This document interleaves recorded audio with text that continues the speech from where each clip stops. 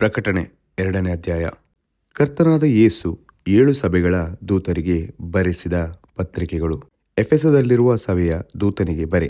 7 ನಕ್ಷತ್ರಗಳನ್ನು ಬಲಗೈಯಲ್ಲಿ ಹಿಡಿದುಕೊಂಡು 7 ಚಿನ್ನದ ದೀಪಸ್ತಂಭಗಳ ಮಧ್ಯದಲ್ಲಿ ತಿರುಗಾಡುವಾತನು ಹೇಳುವುದೇನೆಂದರೆ, ನಿನ್ನ ಕೃತ್ಯಗಳನ್ನು, ಪ್ರಯಾಸವನ್ನು, ತಾಳ್ಮೆಯನ್ನು ಬಲ್ಲೆನು. ನೀನು ದುಷ್ಟರನ್ನು ಸಹಿಸಲಾರಿ. ಅಪೊಸ್ತಲರಲ್ಲದಿದ್ದರೂ ತಮ್ಮನ್ನು ಅಪೊಸ್ತಲರೆಂದು ಹೇಳಿಕೊಳ್ಳುವವರನ್ನು ನೀನು ಪರೀಕ್ಷಿಸಿ ಅವರನ್ನು ಸುಳ್ಳುಗಾರರೆಂದು ಕಂಡುಕೊಂಡಿ. ನೀನು ತಾಳ್ಮೆಯುಳ್ಳವನಾಗಿ ನನ್ನ ಹೆಸರಿನ ನಿಮಿತ್ತ ಬಾಧೆಯನ್ನು ಸಹಿಸಿಕೊಂಡು ಬೇಸರಗೊಳ್ಳಲಿಲ್ಲ. ಇದನ್ನೆಲ್ಲ ಬಲ್ಲೆನು. ಆದರೆ ಮೊದಲು ನಿನಗಿದ್ದ ಪ್ರೀತಿಯನ್ನು ನೀನು ಬಿಟ್ಟುಬಿಟ್ಟಿದ್ದೀ ಎಂದು ನಾನು ನಿನ್ನ ಮೇಲೆ ತಪ್ಪು ಹೊರಿಸಬೇಕಾಗುತ್ತದೆ. ಆದದರಿಂದ ನೀನು ಎಲ್ಲಿಂದ ಬಿದ್ದಿದ್ದೀಯೋ ಅದನ್ನು ನಿನ್ನ ನೆನಪಿಗೆ ತಂದುಕೊಂಡು ದೇವರ ಕಡೆಗೆ ತಿರುಗಿಕೋ. ನೀನು ಮೊದಲು ಮಾಡುತ್ತಿದ್ದ ಕೃತ್ಯಗಳನ್ನು ಮಾಡು. ನೀನು ದೇವರ ಕಡೆಗೆ ತಿರುಗಿಕೊಳ್ಳದೆ ಹೋದರೆ ನಾನು ಬಂದು ನಿನ್ನ ದೀಪಸ್ತಂಭವನ್ನು ಅದರ ಸ್ಥಳದಿಂದ ತೆಗೆದುಹಾಕುವೆನು. ಆದರೆ ನಿನ್ನಲ್ಲಿ ಒಳ್ಳೆಯದು ಒಂದುಂಟು. ಅದೇನೆಂದರೆ, ನಾನು ದ್ವೇಷಿಸುವ ನಿಕೊಲಾಯಿತರ ಕೃತ್ಯಗಳನ್ನು ನೀನು ಸಹ ದ್ವೇಷಿಸುತ್ತಿ. ದೇವರಾತ್ಮನು ಸಭೆಗಳಿಗೆ ಹೇಳುವುದನ್ನು ಕಿವಿಯುಳ್ಳವನು ಕೇಳಲಿ. ಯಾವನು ಜಯಹೊಂದುತ್ತಾನೋ ಅವನಿಗೆ ದೇವರ ಪರದೈಸಿನಲ್ಲಿರುವ ಜೀವದಾಯಕ ವೃಕ್ಷದ ಹಣ್ಣನ್ನು ತಿನ್ನುವುದಕ್ಕೆ ಕೊಡುವೆನು. ಸ್ಮುರ್ನದಲ್ಲಿರುವ ಸಭೆಯ ದೂತನಿಗೆ ಬರೆ.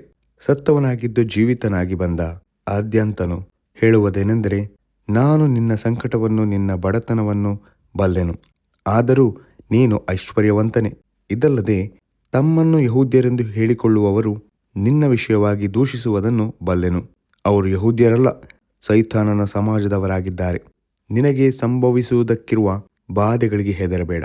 ಇಗೋ, ನೀವು ದುಷ್ಪ್ರೇರಣೆಗೆ ಒಳಗಾಗುವಂತೆ ಸೈತಾನನು ನಿಮ್ಮಲ್ಲಿ ಕೆಲವರನ್ನು ಸೆರೆಮನೆಯೊಳಗೆ ಹಾಕುವುದಕ್ಕಿದ್ದಾನೆ ಮತ್ತು 10 ದಿವಸಗಳ ತನಕ ನಿಮಗೆ ಸಂಕಟವಿರುವುದು. ನೀನು ಸಾಯಬೇಕಾದರೂ ನಂಬಿಗಸ್ತನಾಗಿರು. ನಾನು ನಿನಗೆ ಜೀವವೆಂಬ ಜಯಮಾಲೆಯನ್ನು ಕೊಡುವೆನು.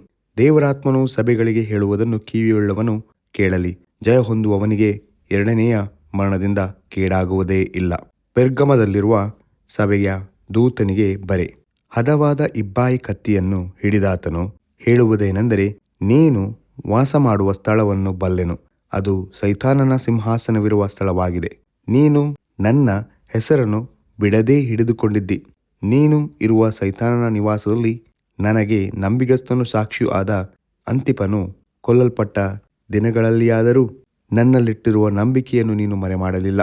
ಆದರೂ ಕೆಲವು ವಿಷಯಗಳಲ್ಲಿ ನಿನ್ನ ಮೇಲೆ ತಪ್ಪು ಹೊರಿಸಬೇಕಾಗುತ್ತದೆ. ವಿಗ್ರಹಕ್ಕೆ ನೈವೇದ್ಯ ಮಾಡಿದ ಪದಾರ್ಥಗಳನ್ನು ತಿನ್ನುವುದರಲ್ಲಿಯೂ ಜಾರತ್ವ ಮಾಡುವುದರಲ್ಲಿಯೂ ಇಸ್ರಾಯೇಲ್ಯರು ಮುಗ್ಗರಿಸಿ ಬೀಳಬೇಕೆಂದು ಬಿಳಾಮನು ಬಾಲಾಕನಿಗೆ ಹೇಳಿದ ದುರ್ಬೋಧನೆಯನ್ನು ಅವಲಂಬಿಸಿರುವವರು ನಿನ್ನಲ್ಲಿದ್ದಾರೆ. ಹಾಗೆಯೇ ನಿಕೊಲಾಯಿತರ ಬೋಧನೆಯನ್ನು ಅವಲಂಬಿಸುವವರು ನಿಮ್ಮಲ್ಲಿದ್ದಾರೆ. ಆದದರಿಂದ ದೇವರ ಕಡೆಗೆ ತಿರುಗಿಕೊಳ್ಳದಿದ್ದರೆ ನಾನು ಬೇಗನೆ ನಿನ್ನ ಬಳಿಗೆ ಬಂದು ನನ್ನ ಬಾಯ ಕತ್ತಿಯಿಂದ ಅವರ ಮೇಲೆ ಯುದ್ಧ ಮಾಡುವೆನು. ದೇವರಾತ್ಮನು ಸಭೆಗಳಿಗೆ ಹೇಳುವುದನ್ನು ಕಿವಿಯುಳ್ಳವನು ಕೇಳಲಿ. ಯಾವನು ಜಯ ಹೊಂದುತ್ತಾನೋ ಅವನಿಗೆ ಬಚ್ಚಿಟ್ಟಿರುವ ಮನ್ನವೆಂಬ ಆಹಾರವನ್ನು ಕೊಡುವೆನು. ಇದಲ್ಲದೆ ಅವನಿಗೆ ಬಿಳಿ ಕಲ್ಲನ್ನು, ಆ ಕಲ್ಲಿನ ಮೇಲೆ ಕೆತ್ತಿದ ಹೊಸ ಹೆಸರನ್ನು ಕೊಡುವೆನು. ಆ ಹೆಸರನ್ನು ಹೊಂದಿದವನಿಗೇ ಹೊರತು ಅದು ಇನ್ನಾರಿಗೂ ತಿಳಿಯದು. ತುವತೈರದಲ್ಲಿರುವ ಸಭೆಯ ದೂತನಿಗೆ ಬರೆ. ಬೆಂಕಿಯ ಉರಿಯಂತಿರುವ ಕಣ್ಣುಗಳು, ತಾಮ್ರದಂತಿರುವ ಪಾದಗಳು ಉಳ್ಳ ದೇವಕುಮಾರನು ಹೇಳುವುದೇನೆಂದರೆ, ನಿನ್ನ ಕೃತ್ಯಗಳನ್ನು, ನಿನ್ನ ಪ್ರೀತಿಯನ್ನು, ನಂಬಿಕೆಯನ್ನು, ಪರೋಪಕಾರವನ್ನು, ತಾಳ್ಮೆಯನ್ನು ಬಲ್ಲೆನು. ಇದಲ್ಲದೆ ನಿನ್ನ ಕಡೇ ಕೃತ್ಯಗಳು ಮೊದಲಿನ ಕೃತ್ಯಗಳಿಗಿಂತ ಹೆಚ್ಚಾದವುಗಳೆಂದು ಬಲ್ಲೆನು. ಆದರೆ ನಿನ್ನ ಮೇಲೆ ಒಂದು ತಪ್ಪು ಹೊರಿಸಬೇಕಾಗುತ್ತದೆ. ಅದೇನೆಂದರೆ, ಯೆಜೆಬೇಲೆಂಬ ಆ ಹೆಂಗಸು ತನ್ನನ್ನು ಪ್ರವಾದಿನಿಯೆಂದು ಹೇಳಿಕೊಂಡು ಜಾರತ್ವ ಮಾಡಬಹುದೆಂದು, ವಿಗ್ರಹಗಳಿಗೆ ನೈವೇದ್ಯ ಮಾಡಿದ ಪದಾರ್ಥಗಳನ್ನು ತಿನ್ನಬಹುದೆಂದು ತನ್ನ ದಾಸರಿಗೆ ಬೋಧಿಸುತ್ತಾ ಅವರನ್ನು ತಪ್ಪಾದ ಮಾರ್ಗದಲ್ಲಿ ಸೇರಿಸುತ್ತಿರುವಲ್ಲಿ ನೀನು ಅವಳನ್ನು ತಡೆಯದೆ ಬಿಟ್ಟಿರುವುದೇ. ದೇವರ ಕಡೆಗೆ ತಿರುಗಿಕೊಳ್ಳುವುದಕ್ಕೆ ನಾನು ಅವಳಿಗೆ ಸಮಯವನ್ನು ಕೊಟ್ಟೆನು. ಆದರೆ ದೇವರ ಕಡೆಗೆ ತಿರುಗಿಕೊಂಡು ತನ್ನ ಜಾರತ್ವವನ್ನು ಬಿಟ್ಟು ಬಿಡುವುದಕ್ಕೆ ಅವಳಿಗೆ ಇಷ್ಟವಿಲ್ಲ. ಇಗೋ, ಅವಳು ಹಾಸಿಗೆಯ ಮೇಲೆ ಬಿದ್ದುಕೊಂಡಿರುವಂತೆ ಮಾಡುವೆನು ಮತ್ತು ಅವಳೊಂದಿಗೆ ವ್ಯಭಿಚಾರ ಮಾಡುವವರು ತಮ್ಮ ಮನಸ್ಸನ್ನು ದೇವರ ಕಡೆಗೆ ತಿರುಗಿಸಿಕೊಂಡು ಅವಳ ಕೃತ್ಯಗಳನ್ನು ಬಿಟ್ಟು ಬಿಡದೆ ಹೋದರೆ ಮಹಾ ಸಂಕಟದಲ್ಲಿ ಬೀಳುವಂತೆ ಮಾಡುವೆನು. ಅವಳ ಮಕ್ಕಳನ್ನು ಕೊಂದೇ ಕೊಲ್ಲುವೆನು.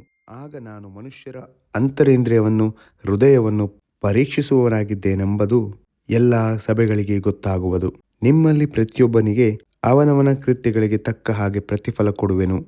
ಆದರೆ ತುವತೈರದಲ್ಲಿರುವ ಉಳಿದವರಿಗೆ, ಅಂದರೆ ಅಗಾಧ ಬೋಧನೆಯೆಂದು ಹೇಳಿಸಿಕೊಂಡಿರುವ ಸೈತಾನನಿಂದ ಪ್ರೇರಿತವಾದ ದುರ್ಬೋಧನೆಯನ್ನು ನಿಮ್ಮಲ್ಲಿ ಯಾರು ತಿಳಿಯದೆಯೂ ಅವಲಂಬಿಸದೆಯೂ ಇರುತ್ತಾರೋ ಅವರಿಗೆ ಹೇಳುವುದೇನೆಂದರೆ, ನಿಮಗಿರುವುದನ್ನು ನಾನು ಬರುವ ತನಕ ಬಿಗಿಯಾಗಿ ಹಿಡಿದುಕೊಂಡಿರಬೇಕೆಂಬ ಅಪ್ಪಣೆಯನ್ನೇ ಹೊರತು ಮತ್ತೊಂದು ಭಾರವನ್ನು ನಿಮ್ಮ ಮೇಲೆ ಹಾಕುವುದಿಲ್ಲವೆಂಬುದೇ. ಯಾವನು ಜಯಶಾಲಿಯಾಗಿದ್ದು ನನಗೆ ಮೆಚ್ಚುಗೆಯಾದ ಕೃತ್ಯಗಳನ್ನು ಕಡೆಯವರೆಗೂ ನಡೆಸುತ್ತಾನೋ ಅವನಿಗೆ ನಾನು ನನ್ನ ತಂದೆಯಿಂದ ಹೊಂದಿದ ಅಧಿಕಾರದಂತೆ ಜನಾಂಗಗಳ ಮೇಲೆ ಅಧಿಕಾರವನ್ನು ಕೊಡುವೆನು. ಅವನು ಕಬ್ಬಿಣದ ಕೋಲಿನಿಂದ ಅವರನ್ನು ಆಳುವನು. ಮಣ್ಣಿನ ಮಡಿಕೆಗಳು ಒಡೆಯುವಂತೆ ಅವರ ಬಲ ಮುರಿದು ಹೋಗುವುದು. ಇದಲ್ಲದೆ ಸೂಚಕ ನಕ್ಷತ್ರವನ್ನು ಅವನಿಗೆ ಕೊಡುವೆನು. ದೇವರಾತ್ಮನು ಸಭೆಗಳಿಗೆ ಹೇಳುವುದನ್ನು ಕಿವಿಯುಳ್ಳವನು ಕೇಳಲಿ ಎಂಬುದೇ.